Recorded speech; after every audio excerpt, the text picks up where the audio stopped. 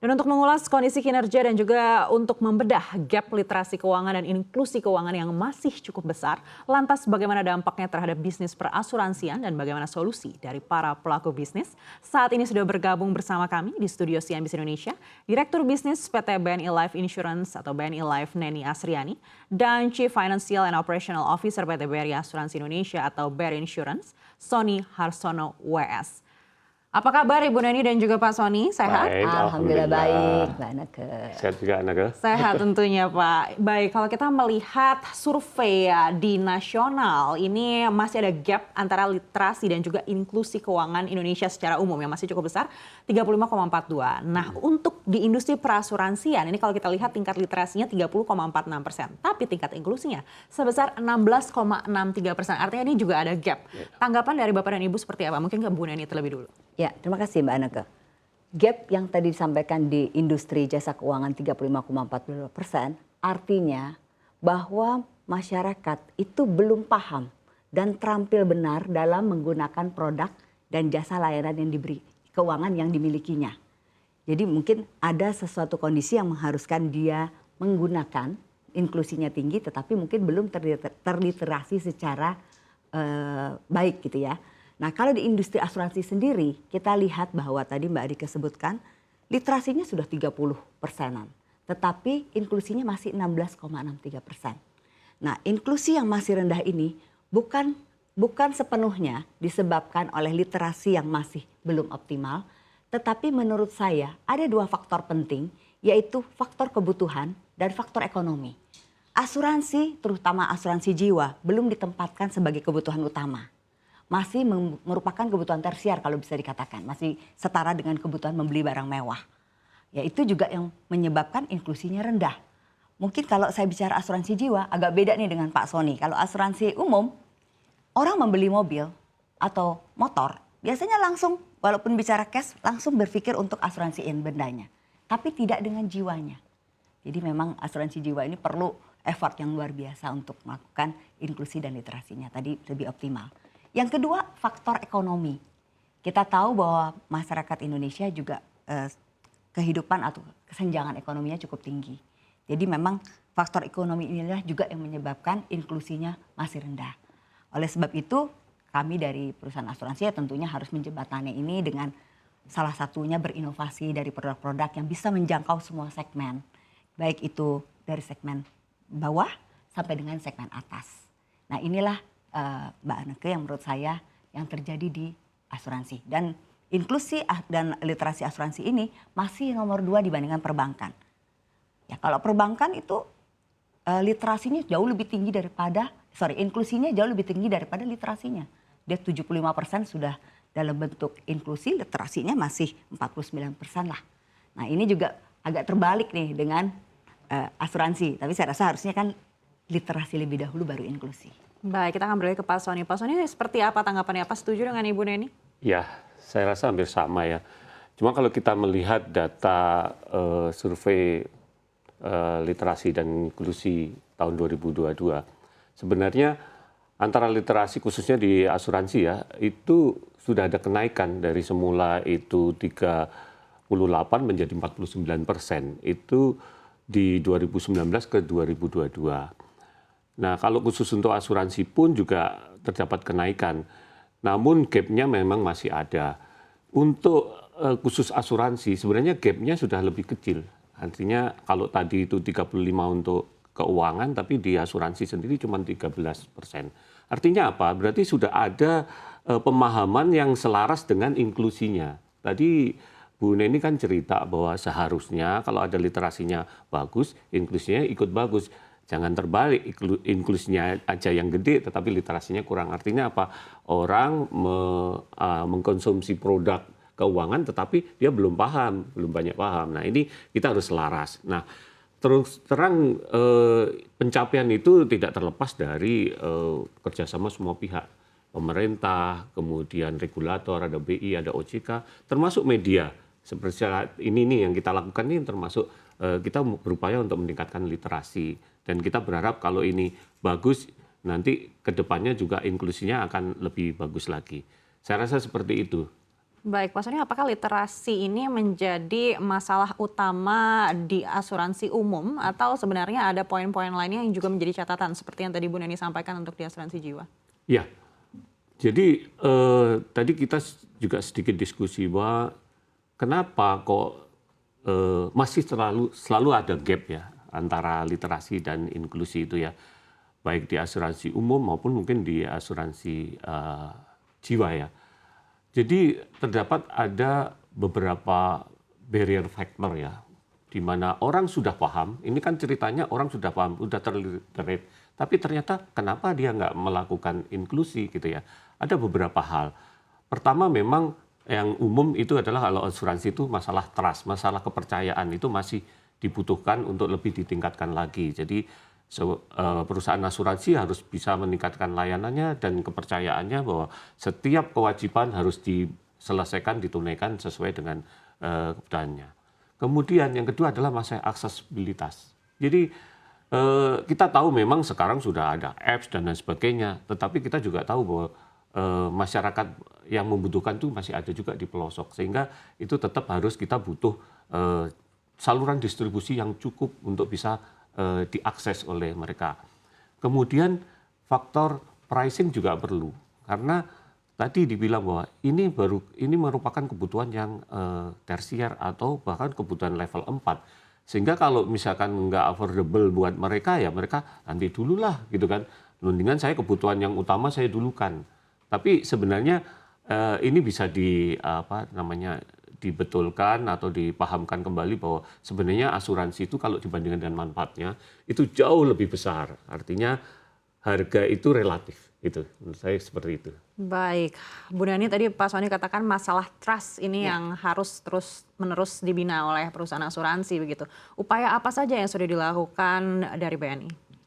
Ya, dari BNI Life khususnya untuk meningkatkan trust dari customer, kita selalu membayar kewajiban kita sesuai dengan yang seharusnya. Itu merupakan salah satu caranya. Dan kita terus-menerus melakukan juga edukasi, sosialisasi tentang pengelolaan investasi yang ada di BNI Life. Jadi kalau jantungnya asuransi itu adalah di pengelolaan investasinya, Mbak Nika. Kadang-kadang orang berpikir bagaimana sih mencari asuransi yang bagus. Ya, pertama kita bilang indikator daripada kesehatan perusahaan asuransi adalah yang namanya RBC, Risk Based Capital. Itu mencerminkan kemampuan perusahaan asuransi dalam membayar kewajiban-kewajibannya kepada nasabah. Nah, selain RBC tentunya juga harus diikuti dengan tadi setiap klaimnya dibayar.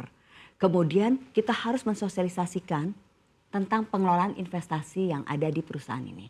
Di BNI Life alhamdulillah kami mengelola investasinya secara prudent. Ya, kemudian kami juga banyak menginvestasikannya dengan di instrumen-instrumen yang tentunya sangat sangat terjaga. Di antara lain misalnya di obligasi kita main di AAA, mayoritas kita taruh di AAA. Minimum single A, tapi itu pun sedikit sekali di single A. Ya sebagai konsekuensinya yang namanya investasi high return high risk, ya kalau kita main banyak di AAA artinya kan secara return mungkin tidak secara optimal, tetapi keamanannya mesti lebih baik gitu daripada yang grade di bawahnya. Single A juga kita main dalam porsi yang sedikit. Kalau main di saham pun, saham yang kita ambil adalah LQ45 atau Kompas 100. Nah ini adalah cara-cara sosialisasi yang harus kita berikan kepada nasabah supaya lebih percaya kepada masyarakat ya. Lebih percaya kepada perusahaan asuransi. Ada hal yang menarik mungkin yang saya lihat dari, sekarang ini ada undang-undang P2SK yang baru ya di tahun 2023. Ini hal yang merupakan menurut saya angin segar bagi asuransi dan juga masyarakat, di mana ini akan melindungi masyarakat. Kalau di perbankan sudah ada lembaga penjamin simpanan berdasarkan Undang-Undang P2SK yang baru di 2023 ini, LPS juga diamanatkan untuk menjadi pelaksana program penjamin polis, sehingga di sini trust nasabah akan meningkat. Ya, kepercayaannya meningkat, keamanan dan kenyamanannya juga dalam berasuransi semakin terjaga. Nah, kami menyambut baik adanya regulasi ini dari Undang-Undang P2SK.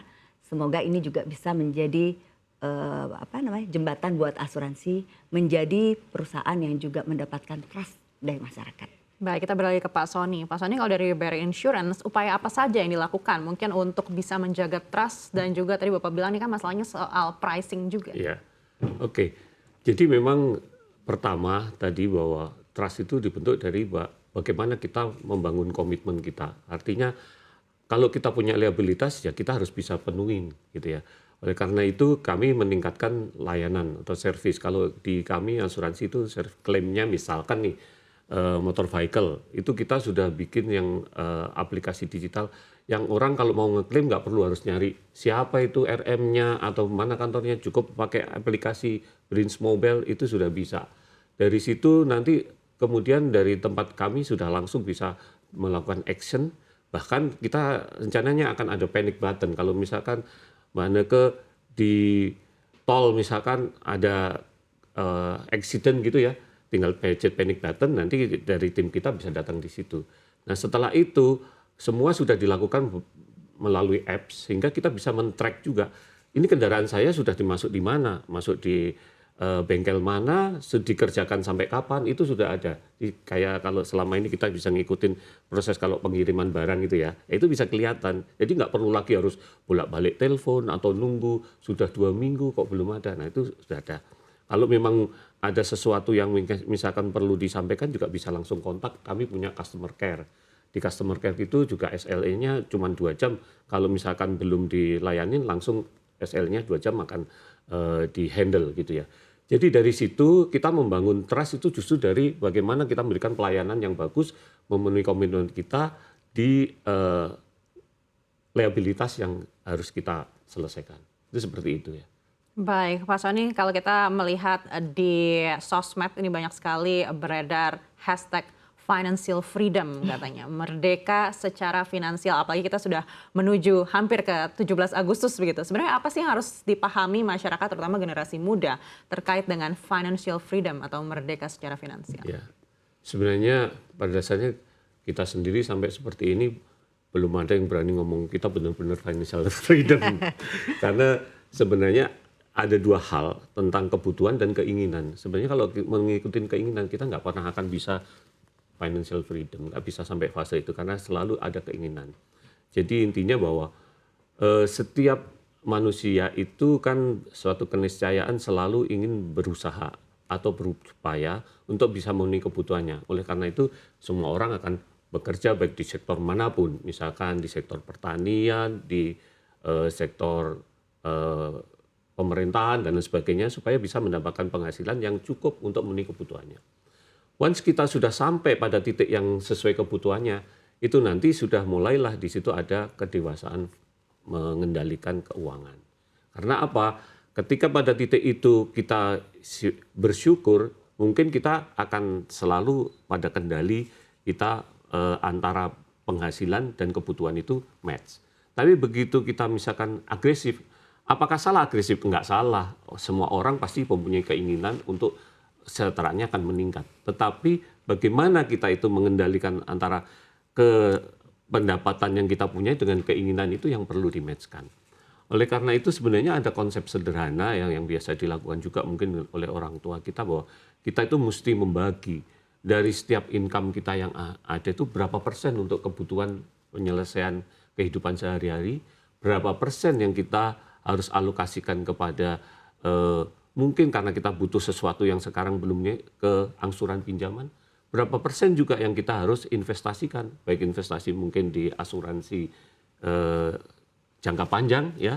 Kemudian jangan lupa ada juga sekian persen yang kita cadangkan untuk kebutuhan mendadak dan atau untuk kebutuhan liburan. Nah, sekarang ini sebenarnya di masyarakat ini kita sudah tersedia tools-nya itu banyak, termasuk misalkan aplikasi-aplikasi atau apps-nya perbankan. Di kami BRI itu ada Brimo itu. Kita bisa membuka rekening itu seberapa banyak untuk kepentingan apa saja sehingga kita bisa mengalokasikan setiap pendapatan kita, oh sekian ini saya masukkan ke rekening ini, dan nanti tinggal bertransaksi untuk rekening belanja sehari-hari pakai ini dan sebagainya. Insya Allah kalau dari seperti itu kita akan menuju fase merdeka secara finansial. Menarik sekali.